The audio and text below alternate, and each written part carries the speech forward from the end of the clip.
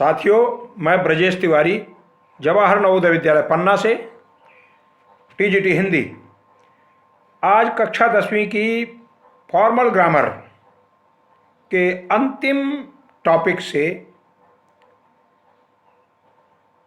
फिर मुखातिब हूँ।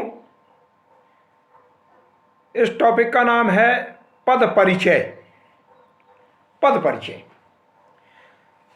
ये थोड़ा सा बड़ा टॉपिक है, इसे दो हिस्सों में हम लेंगे। पद क्या हैं आप सभी जानते हैं। शब्दों का वह रूप जो वाक्य के अंग के रूप में व्याकरणिक परिचय के साथ प्रयुक्त होता है। दूसरे शब्दों में वे शब्द जो वाक्य में अपने व्याकरणिक परिचय के साथ प्रयुक्त होते हैं उन्हें हम पद कहते हैं। जैसे राम बाजार जाता है। राम एक पद है, बाजार एक पद है, और जाता और है ये दो शब्द हैं, परंतु एक पद है, क्रियापद। इस तरह से बहुत सारे वाक्यों में, किसी भी वाक्य में आप ले लीजिए, मुझे मोहन ने हिंदी की पुस्तक दी। मुझे एक पद है, मोहन ने एक पद है, हिंदी की एक पद है, पुस्तक एक पद है और दी एक पद है। इस तरह से ये सभी पद हैं, इनके अपने एक व्याकरणिक परिचय हैं। तो चला बढ़ते हैं हम आगे इनके व्याकरणिक परिचय की ओर। जब हम इसके पदों के भेद की ओर मुड़ेंगे तब इनका व्याकरणिक परिचय स्पष्ट हो जाएगा। पदों के मुख्य रूप से दो भेद हैं। पहला भेद है विकारी पद। विकारी पद से तात्पर्य है जिन पदों में लिंग, काल, वचन, कारक आदि के प्रभाव से परिवर्तन हो जाए, विकार पैदा हो जाए, उसे विकारी पद कहेंगे। उदाहरण के तौर पर जैसे हमने लिया वह एक अपना परिचय रखता है, सर्वनाम है ये, परंतु इसी को अगर हमने बहुवचन में कर दिया तो वे हो जाएगा, यानी इसकी लेखनी में परिवर्तन हो जाएगा। तो विकारी पद के भेदों की ओर हम मुड़ें। विकारी पद के मुख्य रूप से चार भेद हैं। पहला भेद है संज्ञा, दूसरा सर्वनाम, तीसरा विशेषण और चौथा क्रिया। साथियों, आप सभी ने संज्ञा को अच्छे से पढ़ा है। कक्षा 6वीं से ही संज्ञा पढ़ाई जाती है माध्यमिक स्कूलों में। हम भी इसको पढ़ना चाहेंगे और ये कक्षा 10वीं में चूँकि बोर्ड परीक्षा का एक मुख्य टॉपिक है, इसलिए इसे विस्तार से हम पढ़ना चाहेंगे। तो संज्ञा के बारे में हम चर्चा करते हैं। संज्ञा आप सभी जानते हैं, इसकी परिभाषा किसी व्यक्ति, वस्तु, स्थान, समूह, भाव आदि के नाम को संज्ञा कहते हैं। उदाहरण के तौर पर व्यक्ति में मोहन, वस्तु में कुर्सी, स्थान छतरपुर, भाव बचपन। इस तरह से जो है जाति, सेना, पुस्तक आदि। तो इस तरह से ये संज्ञा के मुख्य रूप से तीन भेद हो जाते हैं। पहला व्यक्तिवाचक संज्ञा, जब किसी व्यक्ति, वस्तु और स्थान की चर्चा की जाती है तो वो तीनों चीज़ें व्यक्तिवाचक संज्ञा के अंतर्गत आती हैं। जैसा कि अभी चर्चा में स्पष्ट किया, व्यक्ति के रूप में रमेश, मोहन, वस्तु के रूप में मेज, कलम और भी कई चीज़ें हो सकती हैं। स्थान के रूप में पन्ना, ब्रजपुर, अशोकनगर, चित्रकूट, ये सब व्यक्तिवाचक संज्ञाएं हैं। इसके बाद आगे जातिवाचक संज्ञा के रूप में मुड़ते हैं हम। जातिवाचक संज्ञा ये एक समूह का बोध कराती है। जैसे पुस्तक, पुस्तक कोई एक नहीं है, पुस्तकें बहुत सारी होती हैं और कई तरह की पुस्तकें होती हैं, तो उन सबको एक पुस्तक के रूप में जातिवाचक संज्ञा में ले लिया। सैनिक, आप देखिए, होमगार्ड भी सैनिक होते हैं, फौज के सैनिक होते हैं, पुलिस के भी सैनिक होते हैं। तो सैनिक, सेना, बाल सेना भी होती है, देश की रक्षा करने वाली हमारी मिलिट्री भी है। पत्र, पत्र यानी चिट्ठी, पत्र कई तरह के होते हैं, इसलिए ये जातिवाचक संज्ञा के अंतर्गत आते हैं। आगे बढ़ते हैं हम भाववाचक संज्ञा की ओर। भाववाचक संज्ञा में मनुष्य के अंदर के भाव, इमोशंस, फीलिंग्स की बात आती है। जैसे सुख, दुख, बचपन, मोटापा, सच्चाई, ईमानदारी आदि। तो इस तरह से ये संज्ञा के मुख्य रूप से 3 भेद हो जाते हैं।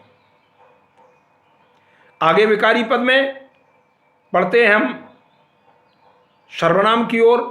सर्वनाम, जैसा कि नाम से ही स्पष्ट है, सर्वनाम यानी सबका नाम। सर्वनाम से तात्पर्य है जो शब्द संज्ञा के स्थान पर प्रयुक्त हों उन्हें सर्वनाम कहते हैं। जैसे ब्रजेश हिंदी पढ़ाते हैं, और यहाँ पर ब्रजेश की जगह मैं कह दूँ मैं हिंदी पढ़ाता हूँ, तो ये मैं शब्द जो है सर्वनाम हो जाएगा। इसी तरह से और भी बहुत सारे उदाहरण मिलेंगे, परंतु पहले सर्वनाम के भेदों की ओर हम मुड़ते हैं। सबसे पहला भेद हम यहाँ पढ़ेंगे पुरुषवाचक सर्वनाम। पुरुषवाचक सर्वनाम मुख्य रूप से 3 तरह के होते हैं। पहला है उत्तम पुरुषवाचक सर्वनाम। इसमें मैं, हम दोनों आदि ये सब आ जाते हैं। मध्यम पुरुषवाचक तुम दोनों, तुम सब, ये सब आ जाते हैं। अन्य पुरुष या प्रथम पुरुषवाचक सर्वनाम में वह, वे सब आदि ये आ जाते हैं। आगे बढ़ें।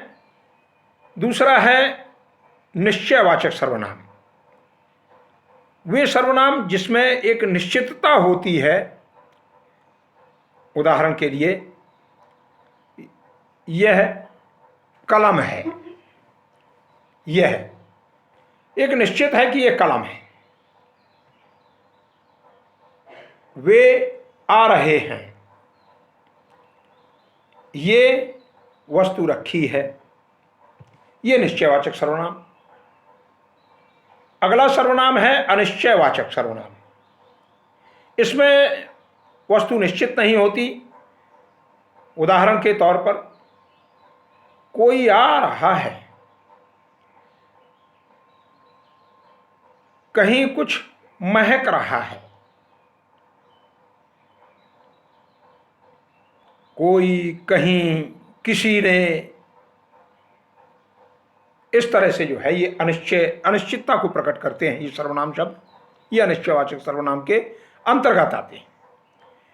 इसके बाद आपने देखा होगा जितने भी प्रश्नवाचक सर्वनाम हैं, कौन, क्या, किसे, किसको आदि, ये सारे के सारे प्रश्नवाचक सर्वनाम के अंतर्गत आते हैं। इसके बाद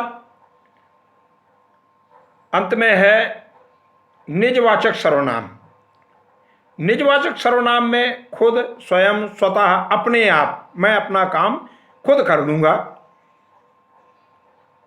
तुम अपने आप चले जाओगे ना। उन्होंने स्वतः स्पष्ट कर दिया, स्वतः वे स्वयं आ रहे हैं, स्वयं। ये इस तरह से निजवाचक सर्वनाम। साथियों, एक जगह मैंने एक और सर्वनाम का भेद पढ़ा था, जिसे छठवें सर्वनाम के रूप में संबंधवाचक सर्वनाम। इनकी भी चर्चा कई जगह आती है। इसके अंतर्गत जो, सो, जैसे, जिसकी, उसकी, यानी जिससे एक वस्तु का दूसरे से संबंध दर्शाया जा रहा हो, वे संबंधवाचक सर्वनाम के अंतर्गत आते हैं। चलिए, सर्वनाम भी आपको स्पष्ट हो चुके हैं। आगे हम बढ़ते हैं विकारी पद के तीसरे भेद की ओर। वह है विशेषण। विशेषण से तात्पर्य है वे शब्द जो संज्ञा या सर्वनाम आदि की विशेषता बतलाते हैं। विशेषता बताने के पीछे कई तरीके होते हैं। कहीं पर गुण के माध्यम से विशेषता बतलाई जाती है, कहीं नाप तौल के माध्यम से विशेषता बतलाई जाती है, कहीं उसकी संख्या के माध्यम से विशेषता बतलाई जाती है, या कई बार कुछ सार्वनामिक शब्द भी विशेषण के रूप में आ जाते हैं। तो जरा देखें, विशेषण के मुख्य रूप से जो चार भेद सामने आते हैं। पहला है गुणवाचक विशेषण। गुणवाचक विशेषण के अंतर्गत वस्तु या व्यक्ति की विशेषता, उसके गुण के आधार पर गुण और दोष, ये सारी चीजें इसके अंतर्गत आ जाती हैं। यह कपड़ा साफ है, तुम बहुत गंदे हो। यह लाल वस्तु क्या है? लाल। रंग के रूप में विशेषण स्पष्ट हो रहा है। वह मोटा व्यक्ति है, वह कमजोर प्राणी है। ये सब मोटा, कमजोर, गोल, लाल, पीला, हरा, अच्छा, बुरा, साफ, गंदा, ये सब जो है गुणवाचक विशेषण के अंतर्गत आते हैं। आगे बढ़ें, परिमाणवाचक विशेषण। परिमाणवाचक विशेषण में नाप, तौल आदि की बात आती है। जैसे उसने 4 लीटर दूध मांगा। यहां पर दूध की विशेषता 4 लीटर से है, तो लीटर उसकी मात्रा हो गई, इसलिए परिमाणवाचक विशेषण है। जरा 1 मीटर कपड़ा देना। 1 मीटर। थोड़ा यह वस्तु मुझे दे दो। तनिक यह लो, तनिक, थोड़ा आदि, ये परिमाणवाचक विशेषण के अंतर्गत आते हैं। अब अगला है संख्यावाचक विशेषण। संख्यावाचक विशेषण के अंतर्गत जब किसी व्यक्ति, वस्तु आदि की संख्या के माध्यम से विशेषता बतलाई जाए, जैसे 4 लोग चले आ रहे हैं, लोगों की विशेषता 4 शब्द से, संख्या से बताई गई। 1 दर्जन केले लेकर आओ। 1 दर्जन केले, इसमें संख्या 1 है, 1 दर्जन है। अब यहां पर हमें परिमाण और संख्यावाचक में थोड़ा यही अंतर देखना पड़ेगा। परिमाण में नाप तौल है, परंतु यहां संख्या है, इतना हमें ध्यान देना होगा। चलिए, अब अंतिम जो विशेषण है सार्वनामिक विशेषण, उसकी ओर मुड़ते हैं। सार्वनामिक विशेषण में किसी वस्तु की सर्वनाम शब्द से विशेषता बतलाई जाती है। जैसे यह आदमी, वह पुस्तक, वे लोग, यह, वह, वे आदि। इस तरह से ये सार्वनामिक विशेषण हो जाते हैं। अब अंत में विकारी पद का जो अंतिम भेद है वो है क्रिया। क्रिया किसे कहते हैं? साथियों, कई बार हमारे बच्चे भ्रम कर जाते हैं, वो कर्म कारक को क्रिया और क्रिया को कर्म कारक मान लेते हैं। ये एक बहुत बड़ी विडंबना हो जाती है। कर्म एक कारक का भेद है, परंतु क्रिया एक विकारी पद का भेद है। क्रिया का तात्पर्य होता है वे शब्द जिनके माध्यम से कार्य के करने या होने का पता चले, वे क्रिया है। क्रिया के वैसे तो मुख्य रूप से दो भेद हैं, परंतु अन्य रूप भी उसके सामने आते हैं, अन्य भेद भी सामने आते हैं। जो मुख्य रूप से दो भेद हैं वे हैं अकर्मक क्रिया और सकर्मक क्रिया। अन्य जो भेद आते हैं उनमें प्रेरणार्थक क्रिया, पूर्वकालिक क्रिया, नाम धातु, ये सब जो है क्रियाएं आती हैं। मुख्य क्रिया, सहायक क्रिया, अनेक जो है इसके नाम प्रयोग के आधार पर स्पष्ट होते हैं। तो सबसे पहले हम पढ़ते हैं अकर्मक क्रिया। अकर्मक क्रिया क्या है? अकर्मक क्रिया वे क्रियाएं हैं जिन वाक्यों में क्रिया के साथ कर्म का प्रयोग नहीं होता, वे अकर्मक क्रिया होती हैं। जैसे जहाज उड़ता है, पक्षी दौड़ते हैं, वह कूद रही है, राधा नहाती है, मैं उछल रहा हूं, वे रो रहे हैं, उन्होंने हंसा। ये जितनी भी क्रियाएं हैं ये सब की सब अकर्मक क्रियाएं हैं। दूसरे नंबर पर हम आते हैं सकर्मक क्रिया की ओर। सकर्मक क्रिया उसके ठीक विपरीत, जिन वाक्यों में क्रिया के साथ कर्म की आवश्यकता पड़ती है वे सकर्मक क्रियाएं हैं। जैसे खाना, वह फल खाता है, वह पुस्तक पढ़ता है, वह निबंध लिखता है। तो खाना, पढ़ना, लिखना, धोना, पीना आदि।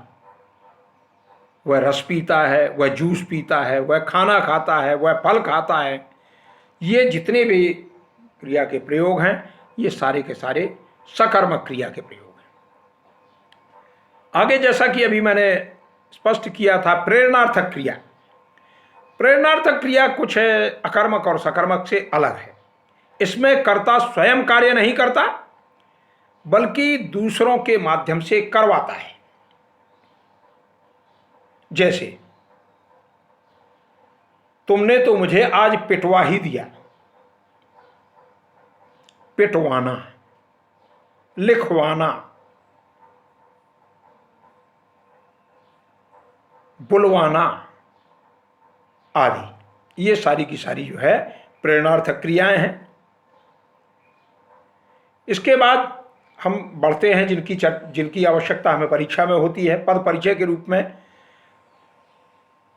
वो है पूर्वकालिक क्रिया।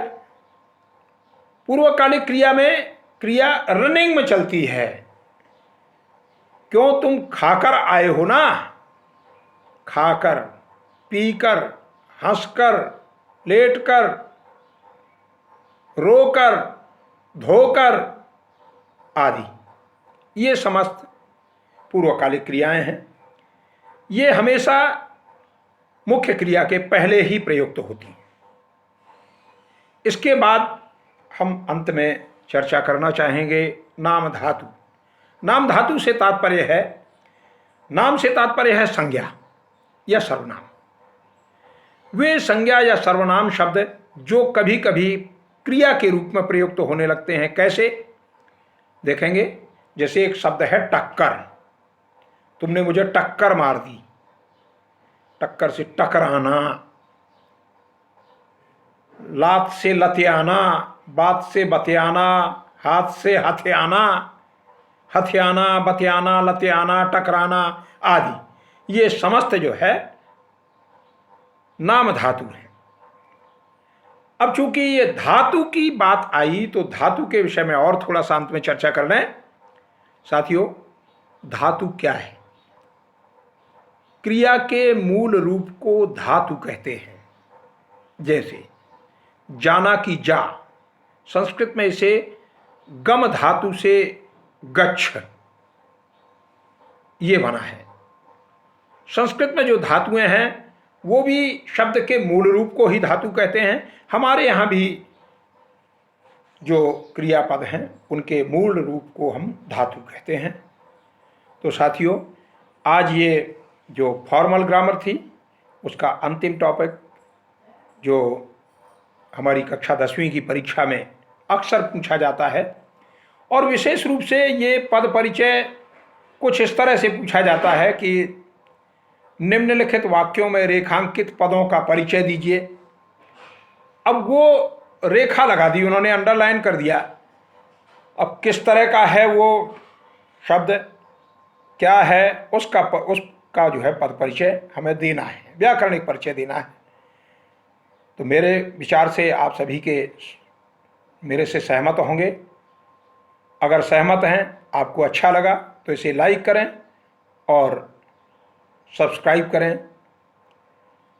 वही मेरा नंबर है, आप कार्य करें। समस्त जितने भी मैंने बताए हैं भी पद में, विकारी पद के हर एक के कम से कम 5-5 उदाहरण लिख करके मेरे व्हाट्सएप नंबर 88-392-50-429 इस पर आप कार्य भेज सकते हैं। और अगर आवश्यकता पड़े तो ये मेरा कॉलिंग नंबर भी है, इस पर आप फ़ोन करके मुझसे विचार विमर्श कर सकते हैं। जय हिंद, जय भारत।